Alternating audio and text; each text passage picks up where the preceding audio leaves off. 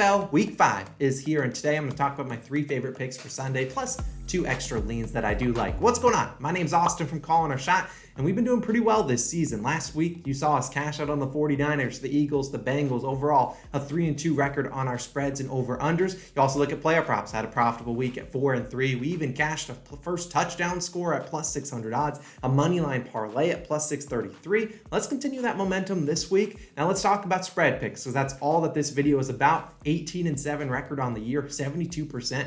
Look, we can't do much better than that, but let's see if we can continue that rate that we've been cashing all season long. If you're curious about our other NFL videos, we do have a couple more that go live throughout the week. The schedule is up on the screen exactly when those will be posted on our channel. To make sure you don't miss out on any of those videos, make sure you go down below, hit that subscribe button. Thank you guys all for 40,000 subscribers. 50,000 is on the way, and as an added incentive, if you want to drop a like too, and this video gets to 1,500 likes, next week you'll see me in a full suit and tie. Last week we hit 1,200 likes.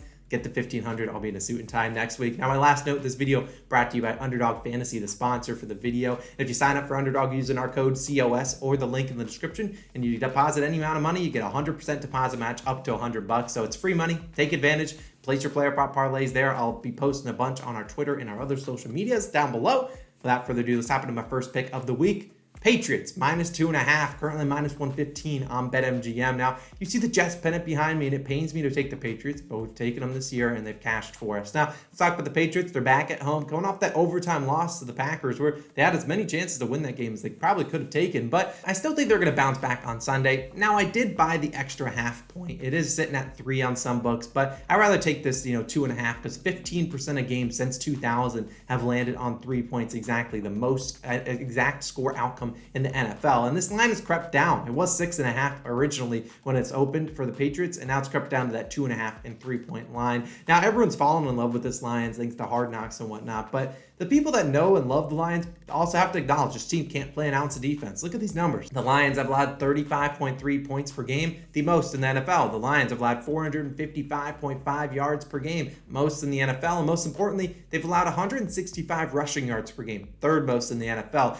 Now, I'm not sure who's starting at QB for the Patriots. Likely not. It's not likely to be Mac Jones. Probably not Brian Hoyer. Hopefully it's Bailey Zappi of a rookie from Western Kentucky who looked decent last week despite being thrust into action with not a lot of practice under his helm. But the Patriots, this is what they do. They're going to win at home, and they're going to bounce back under Bill Belichick. And look at what they're going to want to do. Run the ball. And they should have plenty of success against that Detroit defensive line that's really struggling since 2021. Since last year, the Lions team really struggling on the road. 0-9-1 straight up on the road last year. In 6 road games. Jared Goff, 6 touchdowns, 5 interceptions. Wasn't good on the road. Jared Goff, 1-5 lifetime versus the AFC East. That's obviously the division the Patriots are in. And the Patriots defense hasn't looked good the last 2 weeks, but that's been against Lamar Jackson and Aaron Rodgers.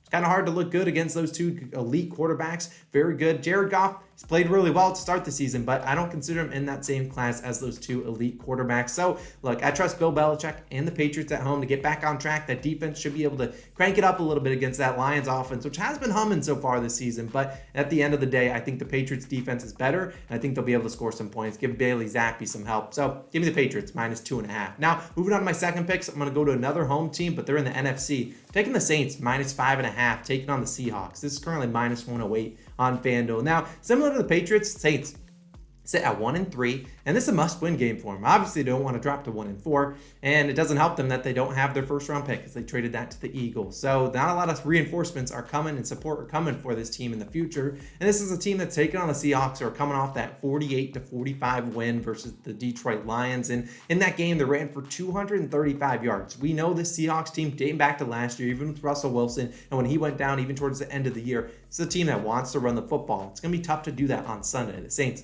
over the last 3 games, only allowed 99 rushing yards per game. You look at last year, they were the 4th fewest rushing yards per game allowed to that defense. And this Saints team's coming off a game where, they kind of hung around with the Vikings. Obviously, there's that iconic double doink in that game where they had a chance to send it to overtime. But their defense hasn't looked great the last 2 weeks, but their defense is still 7th in third down percentage, so they're getting offenses off the field. And this is a team, and they played actually last year. They played against the Seahawks. It was with Geno Smith starting, and the Saints won that game 13-10. So they shut down Geno Smith and the Seahawks offense once. Can they do it again and score some more points at home? I certainly think so. I mean, ultimately, I think the Saints defense can win them this game by themselves, but they're going to need some support from the offense. And will it be Andy Dalton or Jameis Winston? I don't really know at this moment. I'd probably prefer Andy Dalton because I don't need some guy to go out there and win me the game. I think the defense can do that, but still, I think Jameis can still get it done. Will Alvin Kamara and Michael Thomas be back? I certainly hope so, but they got plenty of playmakers on offense to just make plays, and this is a Seahawks defense that has struggled. They've given up 27 plus points in 3 straight games, given up the second most total yards in the NFL, and I think it's hard to win in New Orleans in the Superdome. So give me the Saints -5.5. This is a huge number to lay for a 1-3 team facing a 2-2 team. I think the books are kind of saying, hey, Saints are in must-win territory. I think they get back on track in this win, move to 2-3, and hopefully they do it in dominating fashion at home in front of the home crowd. Give me the Saints -5.5 points for my second pick of the weekend. And for my third and final pick, before we dive into a couple leans, I like the Browns +3.5, taking on the Chargers. Now, I bought another extra half point like I'd already talked about. A lot of games can end on that 3, so I'd rather get a winner than get a push here while only playing a little bit of juice. Now, we talk about time and time again, see a lot of telecasters and, the commentators talk, whoever wins the game in the trenches, whoever wins in the trenches, normally wins the game, and I'd argue the Browns can win not only on offense, but on defense. Last year, the Chargers struggled against the run, allowed the 3rd most rushing yards per game at almost 139 per clip. Now, this year, the Chargers have improved, only allowing the 14th most rushing yards in the league at 110 per game. But over the last 3 games, they've allowed 125 per game. So getting back to where they were last year, and it's not going to help without Joey Bosa, one of their best guys to rush the passer and obviously to stop the run. It's a Browns team. Come on. We know they want to run the football, 2nd in the league in rushing yards per game. They're going to want to establish the run, and like I said, I think they're going to be able to do it against the Chargers in this game. Since 2020, Cleveland, very good after a loss, 12-3 to be exact. That's when Kevin Stefanski took over, obviously coming off a loss to the Falcons last Sunday. Also, since 2021, Chargers have struggled after a win. They're 3-7 straight up after a win. They obviously won last week against the Texans. Now, Chargers offense, a little bit struggled. Will they get Keenan Allen back? I believe they will, but still missing with Sean Slater. I believe they're left tackle, and they can't run the ball to save their lives. This is a team that's relying heavily on Justin Herbert. Look at these stats. Chargers, dead last in rushing yards per game, just 64.5 per game. Dead last in yards per attempt, 2.7 rushing yards per carry. This is a team that cannot run the football, and they're going to rely heavily on Justin Herbert to get it done. And look, I think the Browns will welcome back Jadeveon Clowney and Myles Garrett this weekend. At least hopefully one of those 2 guys is playing. Hopefully both. And those guys will be coming off the edge against obviously the backup to Rashawn Slater. I think they'll be able to get home against this Chargers offensive line. And Cleveland's not the easiest place to play. The Cleveland Browns have played well at home in the past, and I think they'll continue to do so this season and in this week. Look, we're not asking the Browns to win this game outright, but give me the 3.5. I just like the Browns to get it done. I can potentially see some business decisions being made by some Chargers secondary players as they're going to see Nick Chubb and Kareem Hunt continue to come at them in that 3rd and 4th quarter. Wouldn't surprise me to see the Browns win this game outright, but I'll take the 3.5 for safety. Give me that as my 3rd and final pick of the week. Now, of course, we have a couple leans. Now, as a reminder for the people out there, leans or not, I'm not going to track them towards my record. They can go win or loss. I believe last week they went 1-1. But these are just me talking about a couple other games in case people are curious which side I lean on for these games. I like the Texans +7.5 taking on the Jaguars. Now, no, I will not be putting money on the Texans because I like rooting for the Jaguars, and I don't really want to watch a ton of this game. But this is 2 up-and-coming teams that I think will be good in 10 or so years, maybe less than that, as the Jaguars are really improving rapidly. But you look at this, it's a lot of points. The line opened at 3.5 for the Jags, soared up to 7.5, and that's just dangerous territory. You're going to be sweating that one pretty much all game because what if the Jags are up only by 2 touchdowns, which is still a lot of points?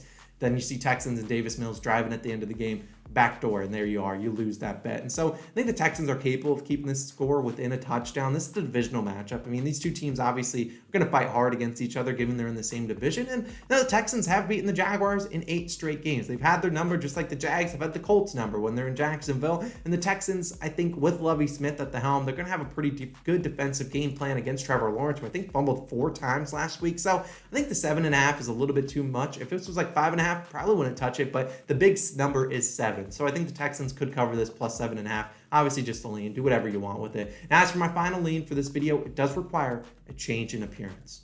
Yes, it's the New York Jets, +3.5 taking on the Dolphins. Now, I understand this is a lean because I'm not going to put my own money on the Jets. I do not need to lose, both emotionally and financially. But the Jets, look at this. Everyone and their mother is going to be betting on the Dolphins on Sunday. And the Jets, they're only 3.5-point underdogs. That's what they were against the Steelers. They came back and won outright. And that was with Zach Wilson playing terribly. The man was 18 for 36, 2 interceptions.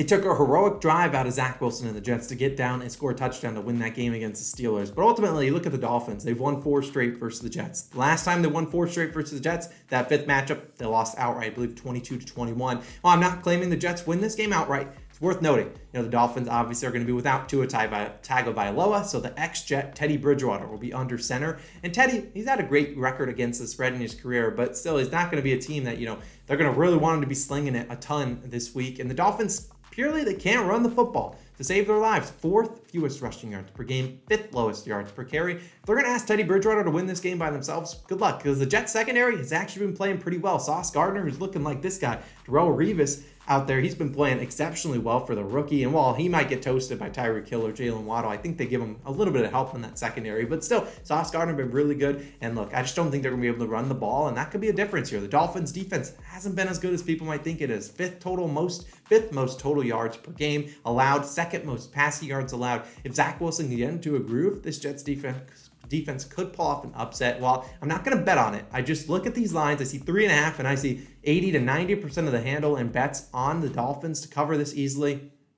After the squares and pretty much the easiest bets on the slate cash last week, I don't see it be happening. Dolphins are one of the easier picks. You could just wake up and say, Dolphins much better than the New York Jets. I just don't think it's that easy. It's a divisional matchup. Maybe the Jets keep this close. I won't bet on it because I refuse to bet money on the Jets, but don't be surprised. Don't consider it an easy winner. The Jets are a team that likes to stick around and troll people. But that's going to wrap it up. Those are my 3 favorite picks, 2 leans. As always, if you want to go check out these other 3 videos that I said would be posted for Thursday Night Football, player props, and obviously Monday Night Football, if they're already posted, you can check them out. Links on the screen. But I appreciate you guys. If you want to sign up for Underdog, use code COS or the link in the description for a 100% deposit match. I'm Austin. Signing out. Hopefully next week I see you in a full suit and tie, 1,500 likes, and you'll see me then next Wednesday. I'll see you guys.